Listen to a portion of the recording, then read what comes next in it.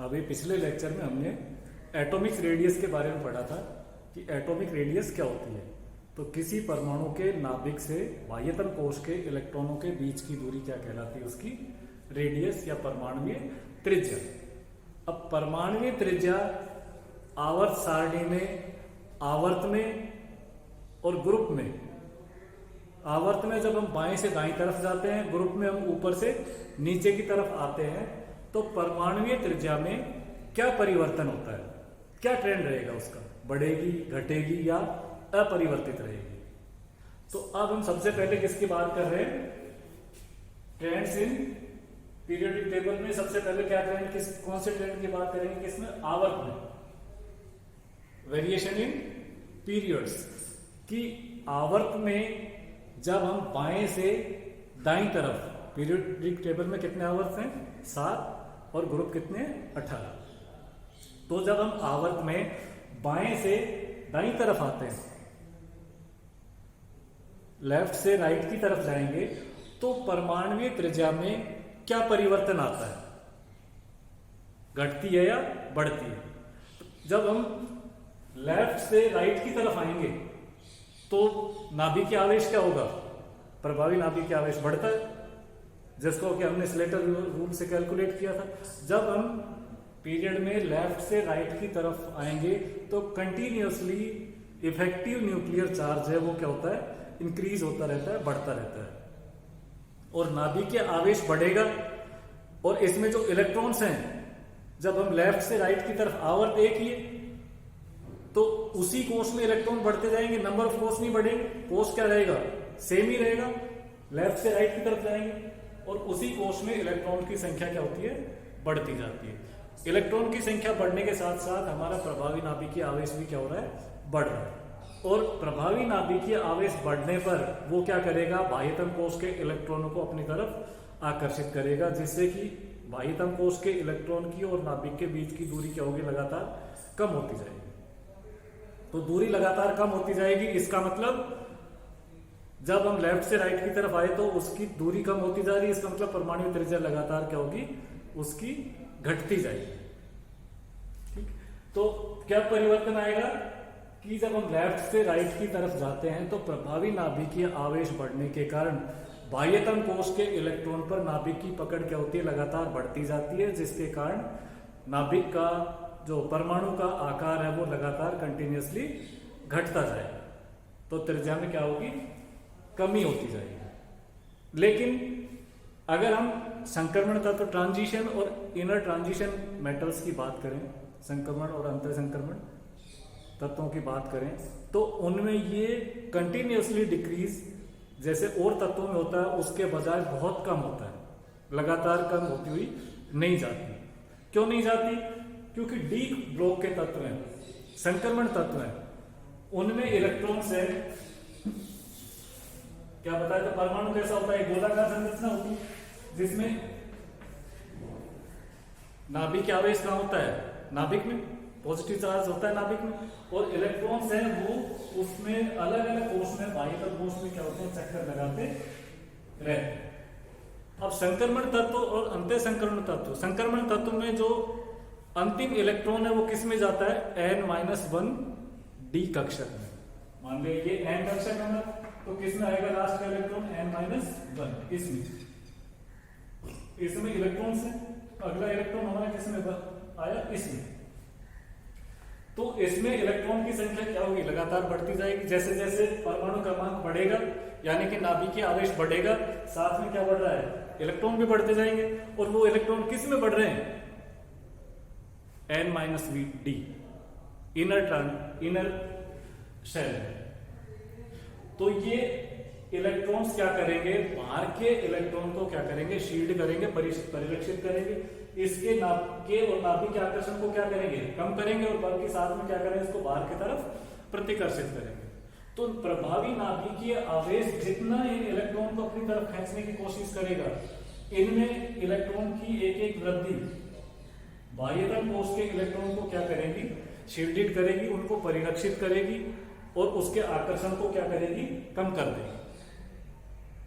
तो प्रभावी नाभिकीय आवेश से जितना आकार कम होना चाहिए, इस इस इफेक्ट के कारण, इसकी शील्डिंग के कारण, जिसको हम क्या कहते हैं, स्क्रीनिंग इफेक्ट, इस इफेक्ट को हम क्या कहेंगे, स्क्रीनिंग इफेक्ट या परिरक्षण प्रभाव। इस परिरक्षण प्रभाव के कारण नाभिकीय आवेश में वृद्धि के कारण जितनी इसके आकार में कमी होनी चाहिए, वो परिरक्षण प्रभाव के कारण लगभग क्या हो जाती है, बैलेंस हो जाती है। लगभग 85% तक वो क्या कर देता है, परिरक्षण प्रभाव नाभिकीय आवेश के कारण उसकी साइज में कमी को क्या कर देता है, बैलेंस कर देता है, लगभग 85%। अंतः संक्रमण की बात करें तो उसमें भी इलेक्ट्रॉन किस में आते हैं, N-2 डी कक्षक प्री पेनिल्टिमेट सेल में आते हैं। तो वो भी क्या होगा, उसमें भी ऐसे ही परिरक्षण प्रभाव होगा जिसके कारण वो उसको क्या कर देगा, परमाणु के आकार में कमी को क्या कर देता है, बैलेंस कर देता है। तो इसलिए जब हम लेफ्ट से राइट की तरफ आएंगे ट्रांजिशन और इनर ट्रांजिशन एलिमेंट में, तो उनके आकार में जो लगातार कमी होनी चाहिए उतनी एप्रिशिएबल कमी नहीं होती। उसका कारण क्या है, ये स्क्रीनिंग इफेक्ट। क्या इफेक्ट रहेगा, स्क्रीनिंग इफेक्ट। तो ये उसमें क्या होता है, अपवाद होता है। अब हम बात करें किसकी, वर्ग में परिवर्तन। किसमें परिवर्तन, वर्ग में परिवर्तन। वर्ग कितने हैं, 18। जब हम किसी भी वर्ग में ऊपर से नीचे की तरफ आते हैं, जैसे क्षारीय धातु की बात करें, जब हम उसमें ऊपर से नीचे की तरफ आएंगे तो परमाणु क्रमांक नाभिकीय आवेश में वृद्धि होगी, जो क्या करेगी, नाभिकीय आवेश में वृद्धि साइज को कम करने को कोशिश करेगी, क्योंकि नाभिक पर जितना ज्यादा आवेश होगा वो बाहर के इलेक्ट्रॉनों को उतना ही ज्यादा अपनी तरफ आकर्षित करेगा और उसके साइज को क्या करेगा, कॉन्ट्रैक्ट करेगा, संकुचित करेगा। लेकिन जब हम वर्ग में ऊपर से नीचे की तरफ आएंगे तो जैसे ही हम नीचे वाले वर्ग में आते हैं तो उसमें एक कोष की संख्या बढ़ जाती है। जैसे लिथियम की बात करें अगर हम, लिथियम का इलेक्ट्रॉनिक विन्यास क्या होता है, 1s2 2s1। परमाणु क्रमांक कितना है इसका, 3। लिथियम के नीचे क्या है, इसी ए वर्ग में सोडियम, 1s2 सोडियम का इलेक्ट्रॉनिक विन्यास क्या होगा, परमाणु क्रमांक कितना है सोडियम का, 11। तो 1s2 2s2 2p6 और 3s1। यहां पर क्या है, 2s1, यहां क्या है, 3s1। लिथियम में कितने कोष हैं, 1 और 2। सोडियम में कितने कोष हैं, प्रथम कोष और एक द्वितीय कोष और एक तृतीय कोष। कितने कोष होंगे, 3 कोष होंगे। तो जब हम ऊपर से नीचे की तरफ आ रहे हैं तो इसका नाभिकीय आवेश कितना है, 3, और इसका कितना है, 11।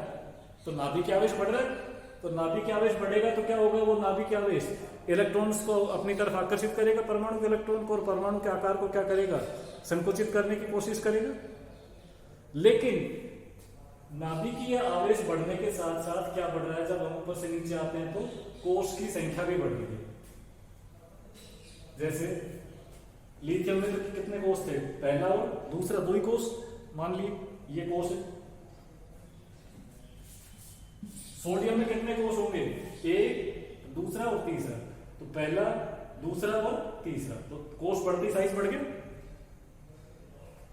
तो इसलिए जब हम किसी भी आवर्त में ऊपर से नीचे की तरफ, वर्ग में ऊपर से नीचे की तरफ आते हैं तो नाभिकीय आवेश में वृद्धि आकार को कम करने की कोशिश करेगी। लेकिन जब हम ऊपर से नीचे आते तो उसमें क्या होता है, कोषों की संख्या बढ़ जाती है, जिसके कारण उसका आकार बढ़ जाता है। तुलनात्मक रूप से कम होने के बजाय क्या होगा, बढ़ जाएगा, क्योंकि कोषों की संख्या बढ़ने के कारण आकार में लगातार वृद्धि। सोडियम से नीचे आएंगे पोटेशियम पर, तो उसमें कितने कोष हो जाएंगे, 4 कोष होंगे, और बड़ा आकार हो जाएगा। फिर 5 कोष होंगे, 6 कोष होंगे। तो इस तरीके से जब हम ऊपर से नीचे की तरफ आते हैं तो कोषों की संख्या बढ़ने के कारण आकार में लगातार वृद्धि होती जाती है। ठीक है, तो ये ट्रेंड किस में रहेगा, हमारा वर्ग में। लेकिन इसमें भी अपवाद है। जब हम संक्रमण तत्वों में, संक्रमण धातुओं में फर्स्ट सीरीज, सेकंड से थर्ड में आते हैं, सेकंड संक्रमण धातुओं की सीरीज से श्रृंखला से थर्ड श्रृंखला में आते हैं, यानी कि ऊपर से नीचे की तरफ आएंगे तो आकार बढ़ना चाहिए, लेकिन उनका आकार लगभग कैसा रहता है, अपरिवर्तित सा रहता है, लगभग एक जैसा रहता है। तो अपरिवर्तित रहता है, इसका मतलब क्या कारण है इसका? भाई आकार तो जब हम ऊपर से नीचे आ रहे हैं, कोष की संख्या बढ़ रही है तो आकार क्या होना चाहिए, बढ़ना चाहिए। लेकिन जब हम द्वितीय संक्रमण श्रृंखला से तृतीय संक्रमण श्रृंखला में आते हैं तो लैंथेनम के बाद कौन सी सीरीज आ जाती है बीच में, लैंथेनाइड। 14 लैंथेनाइड तत्व आ जाते हैं और एक साथ उसमें 14 नाभिकीय आवेश की क्या हो जाती है, वृद्धि हो जाती है, जो उसके कोष के साइज, कोष बढ़ने पर जो साइज बढ़ता है उसको क्या कर देती है, संतुलित कर देती है। ऐसे ही थर्ड से फोर्थ में आएंगे तो फिर 14 कौन से तत्व आ जाते हैं, एक्टिनाइड आ जाते हैं। तो फिर लगातार 14 एक्टिनाइड, 14 नाभिकीय आवेश की वृद्धि होगी। तो थर्ड से फोर्थ में आएंगे तो कोष की संख्या तो बढ़ेगी, लेकिन नाभिकीय आवेश इतना ज्यादा बढ़ जाएगा कि वो कोष बढ़ने के कारण जो आकार में वृद्धि होती है उसको क्या कर देता है, वो लगभग संतुलित कर देता है। तो इसके कारण उनके आकार लगभग कैसा रहता है, अपरिवर्तित सा रहता है, बल्कि थोड़ा बहुत कुछ क्या हो जाता है, कम हो जाता है। तो ये ट्रेंड रहता है किसमें, वर्ग में। वर्ग में सामान्यतः जब हम ऊपर से नीचे की तरफ आते हैं तो सामान्यतः क्या होता है, वर्ग में कोष की संख्या बढ़ने के कारण उनका आकार क्या हो जाता है, बढ़ जाता है। लेकिन कुछ अपवाद हैं, जैसे ये संक्रमण धातु तत्व दूसरी से तीसरी सीरीज में आते हैं तो आकार बढ़ना चाहिए, लेकिन 14 लैंथेनाइड तत्वों के कारण उनके नाभिकीय आवेश में बहुत ज्यादा वृद्धि हो जाती है, जो उसके कोष के बढ़ने के कारण जो आकार बढ़ता है उसको क्या कर देती है, संतुलित कर देती है। ऐसे ही थर्ड से फोर्थ में आएंगे तो 14 एक्टिनाइड एलिमेंट्स आ जाते हैं, जो कोष के आकार में वृद्धि के कारण, कोष बढ़ने के कारण उसके आकार में जो वृद्धि होती है उसको क्या कर देते हैं, संतुलित कर देते हैं। ठीक, तो ये ट्रेंड्स होता है हमारा किसमें, आवर्त में और वर्ग में। किसका, परमाणुवीय त्रिज्या। एक होती है, ये तो एटॉमिक रेडियस थी, परमाणुवीय त्रिज्या। एक होती है आयोनिक त्रिज्या, आयोनिक रेडियस।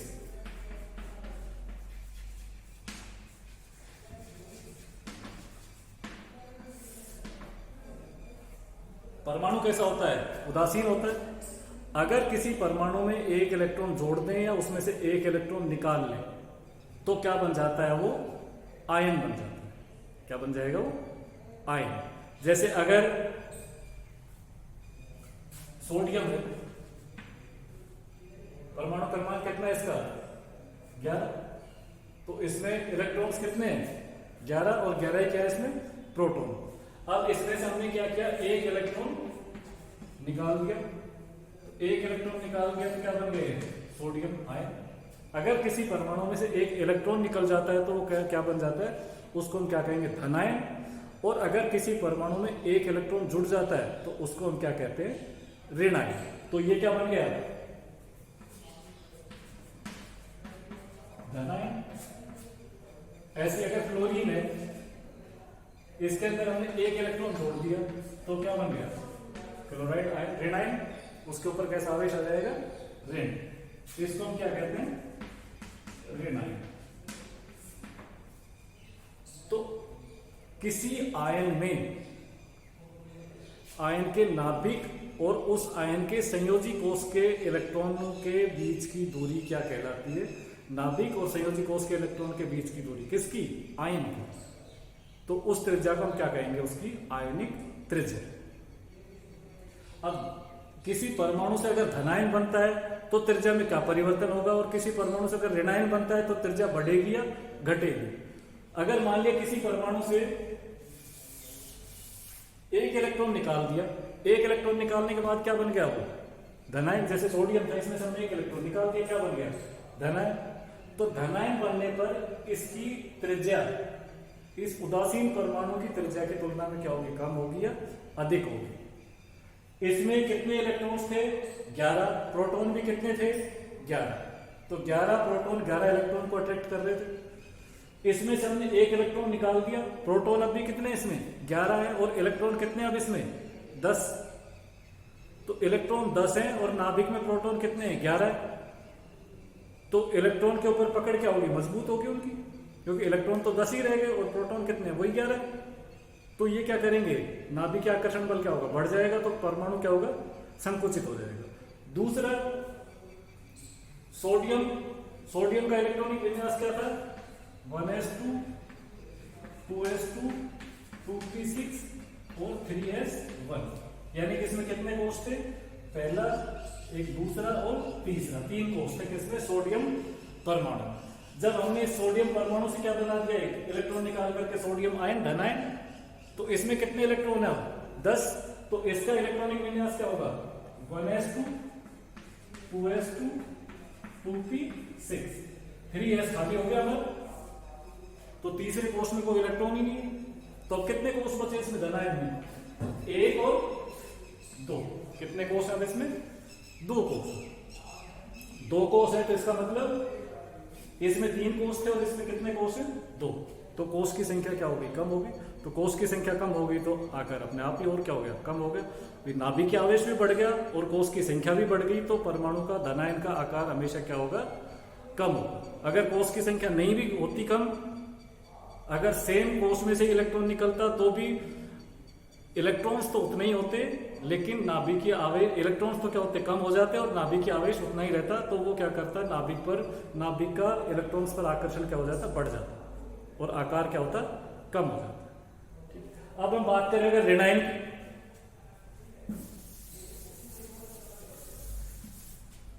जैसे क्लोरीन है, इसने एक इलेक्ट्रॉन ग्रहण कर लिया, क्या बन गया, क्लोराइड आयन। इसमें क्लोरीन में कितने इलेक्ट्रॉन थे, क्लोरीन परमाणु में 17। इलेक्ट्रॉन कितने इसमें 17, प्रोटॉन कितने हैं 17। तो 17 प्रोटॉन 17 इलेक्ट्रॉन को अट्रैक्ट कर रहे हैं। यहां पर एक इलेक्ट्रॉन और बढ़ गया, तो यहां पर इलेक्ट्रॉन कितने हो गए 18 और प्रोटॉन कितने हुई 17। तो इलेक्ट्रॉन्स की संख्या ज्यादा होगी तो इलेक्ट्रॉन में इंटर इलेक्ट्रॉनिक रिपल्शन होगा, ठीक है। प्रोटॉन उतनी ही 17 है, तो नाभिक का आकार, परमाणु, इस आयन का आकार क्या होगा, इसके परमाणु की तुलना में बढ़ जाएगा। तो ऋणायन का आकार हमेशा उसके परमाणु की तुलना में क्या होता है, अधिक होता है, और धनायन का आकार हमेशा उसके परमाणु की तुलना में कम होता है। इसको हम क्या कहते हैं, परमाणु त्रिज्या। Thank you.